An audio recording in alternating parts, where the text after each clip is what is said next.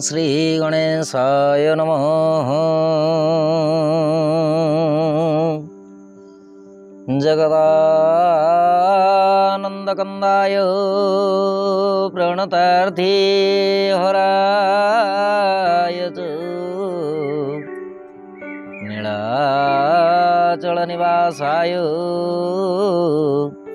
जगन्नाथाय ते नमः। गुरु ब्रह्मा गुरु विष्णु गुरु देव महेश्वर गुरु साक्षात् परम ब्रह्मं तस्मै श्री गुरुभ्ये नमः। चं चं चंद्रहास जगितचा साचरा शुभ्रकेशा जं जं जगदिता जोगिने जोगरूपा डं डं डंगिणी डंबर करधरा डाक हाक प्रहाक रंग रंग रक्तवस्रारुधिरमणिमय भगवती पातु मां देवी दुर्गे।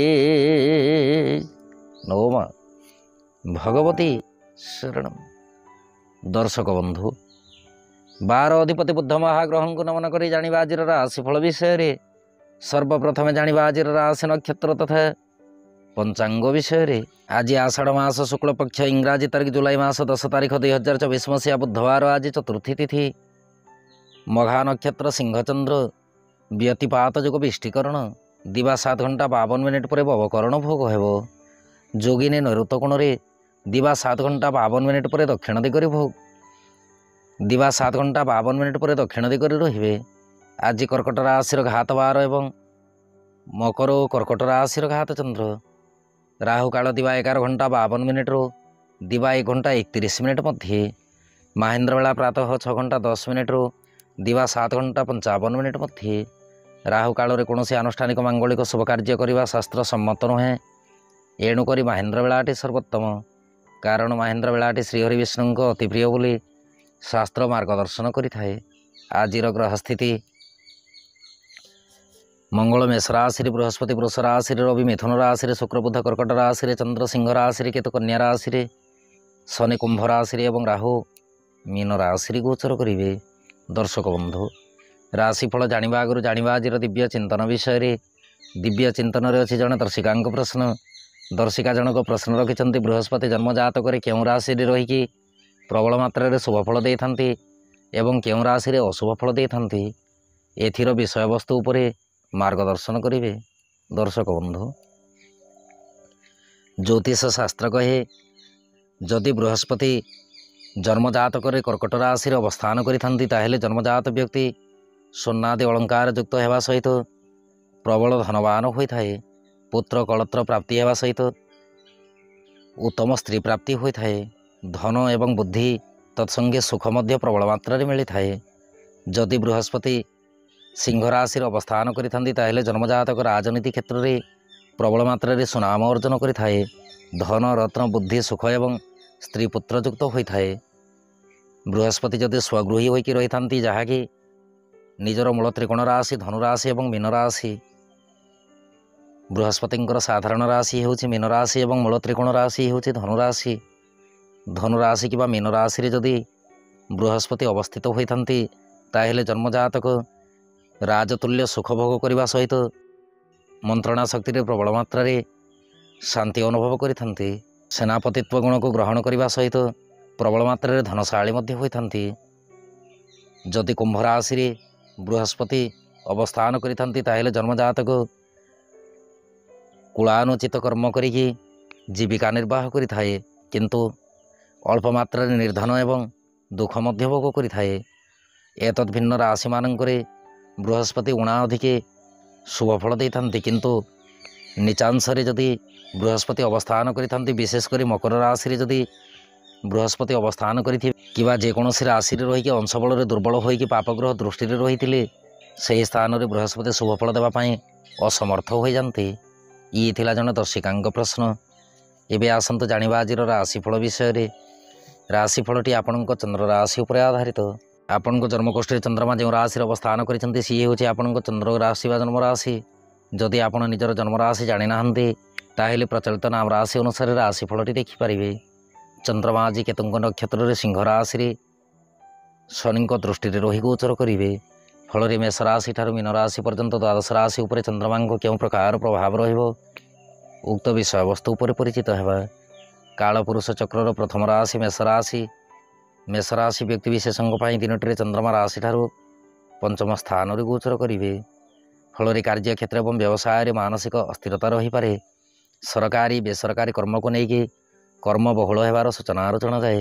ଦାମ୍ପତ୍ୟ ଓ ପ୍ରେମ ସମ୍ପର୍କ ମଧ୍ୟମରୁ ଉତ୍ତମ ରହିବ। ଦିନଟିରେ ସନ୍ତାନ ସନ୍ତତିଙ୍କ କାର୍ଯ୍ୟକଳାପ ଉପରେ କଳା ନଜର ରଖନ୍ତୁ।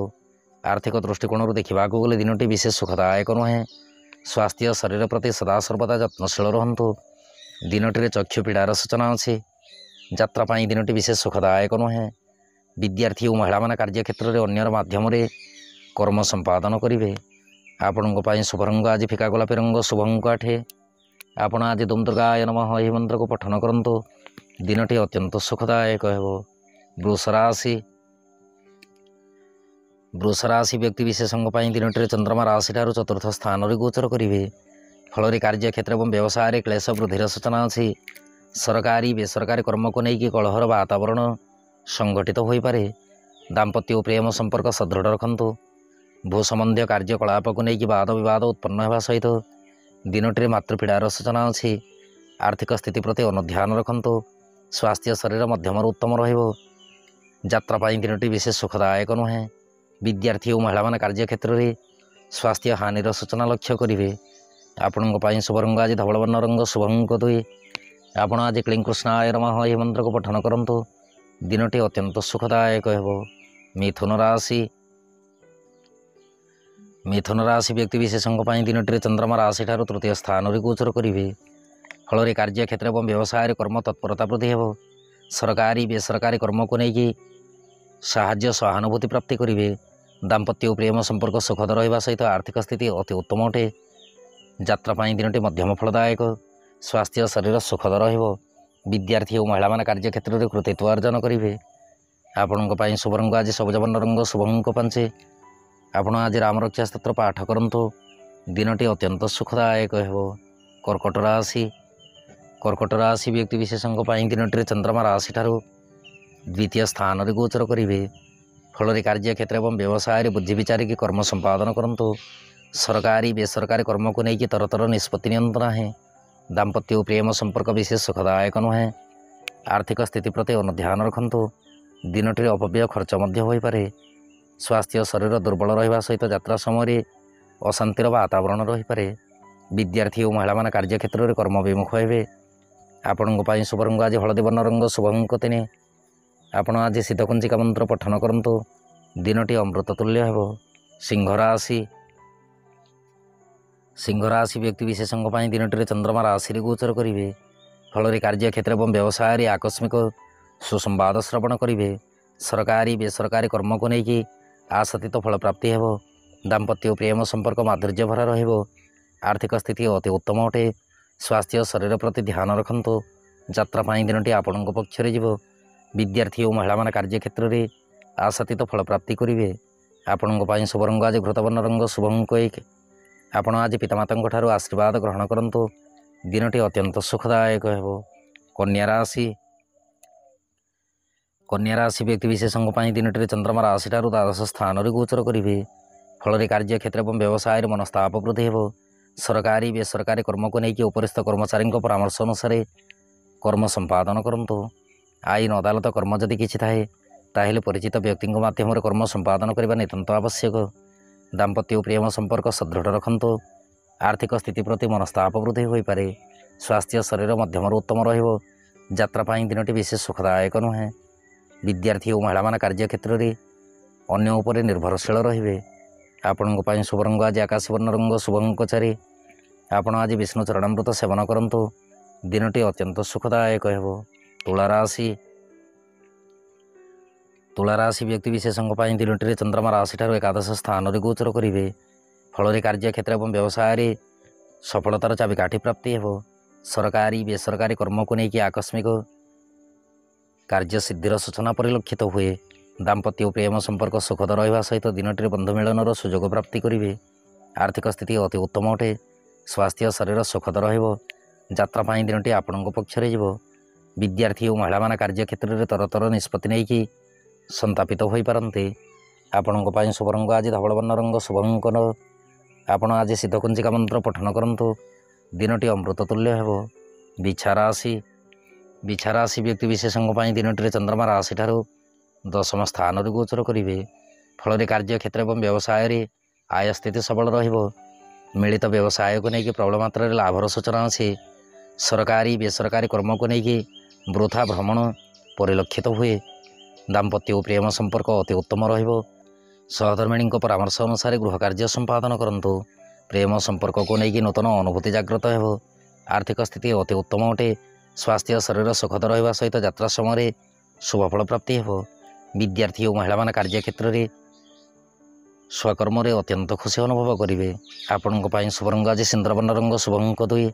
ଆପଣ ଆଜି ଶିବଶକ୍ତିଙ୍କ ଦର୍ଶନ କରନ୍ତୁ। ଦିନଟି ଅମୃତ ତୁଲ୍ୟ ହେବ। ଧନୁରାଶି ବ୍ୟକ୍ତିବିଶେଷଙ୍କ ପାଇଁ ଦିନଟିରେ ଚନ୍ଦ୍ରମା ରାଶିଠାରୁ ନବମ ସ୍ଥାନରେ ଗୋଚର କରିବେ।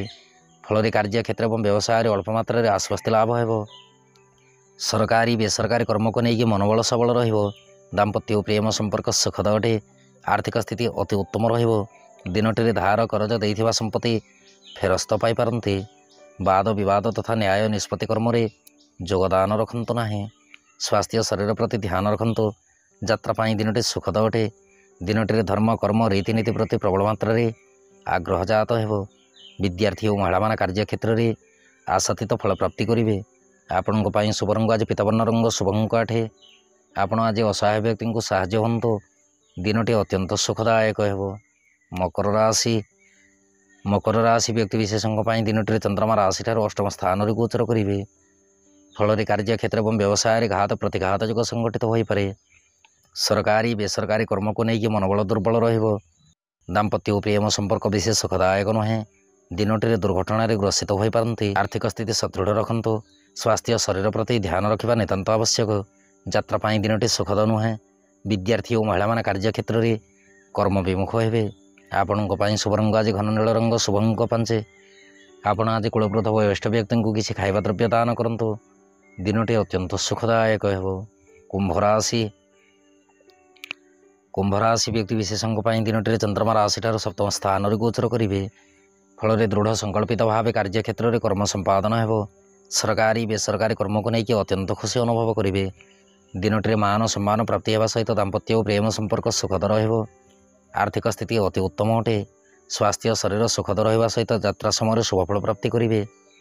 ଦିନଟିରେ ସ୍ତ୍ରୀ ଜାତିଠାରୁ ପ୍ରବଳ ମାତ୍ରାରେ ସାହାଯ୍ୟ ସହାନୁଭୂତି ମିଳିପାରେ। ବିଦ୍ୟାର୍ଥୀ ଓ ମହିଳାମାନେ କାର୍ଯ୍ୟକ୍ଷେତ୍ରରେ ଆଶାତୀତ ଫଳ ପ୍ରାପ୍ତିରେ ବିଳମ୍ବ ଯୋଗ ଲକ୍ଷ୍ୟ କରିବେ। ଆପଣଙ୍କ ପାଇଁ ଶୁଭ ରଙ୍ଗ ଆଜି ବାଇଗଣୀ ରଙ୍ଗ, ଶୁଭ ଅଙ୍କ 3। ଆପଣ ଆଜି ଶିବଲିଙ୍ଗରେ ତ୍ରିଶାଖା ବେଲପତ୍ର ଅର୍ପଣ କରନ୍ତୁ। ଦିନଟି ଅତ୍ୟନ୍ତ ସୁଖଦାୟକ ହେବ। ମୀନ ରାଶି ବ୍ୟକ୍ତିବିଶେଷଙ୍କ ପାଇଁ ଦିନଟିରେ ଚନ୍ଦ୍ରମା ରାଶିଠାରୁ ଷଷ୍ଠ ସ୍ଥାନରେ ଗୋଚର କରିବେ। ଫଳରେ କାର୍ଯ୍ୟକ୍ଷେତ୍ର ଏବଂ ବ୍ୟବସାୟରେ ଶତ୍ରୁ ହାନିର ସୂଚନା ଅଛି। ସରକାରୀ ବେସରକାରୀ କର୍ମକୁ ନେଇକି ଉତ୍ତମ ରୂପେ କର୍ମ ସମ୍ପାଦନ ହେବ। ଆଇନ ଅଦାଲତ କର୍ମ ଯଦି କିଛି ଥାଏ, ନ୍ୟାୟଟି ଆପଣଙ୍କୁ ପ୍ରାପ୍ତି ହେବ। ଦାମ୍ପତ୍ୟ ଓ ପ୍ରେମ ସମ୍ପର୍କ ସୁଖଦ ରହିବା ସହିତ ବନ୍ଧୁ ଗହଣରେ ସମୟ ଅତିବାହିତ ହୋଇପାରେ। ଆର୍ଥିକ ସ୍ଥିତି ଅତି ଉତ୍ତମ ଅଟେ। ସ୍ୱାସ୍ଥ୍ୟ ଶରୀର ସୁଖଦ ରହିବ। ଯାତ୍ରା ପାଇଁ ଦିନଟି ଆପଣଙ୍କ ପକ୍ଷରେ ଯିବ। ବିଦ୍ୟାର୍ଥୀ ଓ ମହିଳାମାନେ କାର୍ଯ୍ୟକ୍ଷେତ୍ରରେ ଅତ୍ୟନ୍ତ ଖୁସି ଅନୁଭବ କରିବେ। ଆପଣଙ୍କ ପାଇଁ ଶୁଭ ରଙ୍ଗ ଆଜି ହଳଦୀ ବର୍ଣ୍ଣ ରଙ୍ଗ, ଶୁଭ ଅଙ୍କ 1। ଆପଣ ଆଜି ରାମରକ୍ଷା ସ୍ତୋତ୍ର ପାଠ କରନ୍ତୁ। ଦିନଟି ଅମୃତ ତୁଲ୍ୟ ହେବ। ଦର୍ଶକ ବନ୍ଧୁ, ଇଏ ଥିଲା ମେଷ ରାଶି ଠାରୁ ମୀନ ରାଶି ପର୍ଯ୍ୟନ୍ତ ଦ୍ୱାଦଶ ରାଶିର ରାଶିଫଳ ଏବଂ ଆଜିର ଦିବ୍ୟ ଚିନ୍ତନ। ଏବେ ଅନୁମତି ଦିଅନ୍ତୁ। ନବମା ଭଗବତୀ ଶରଣ।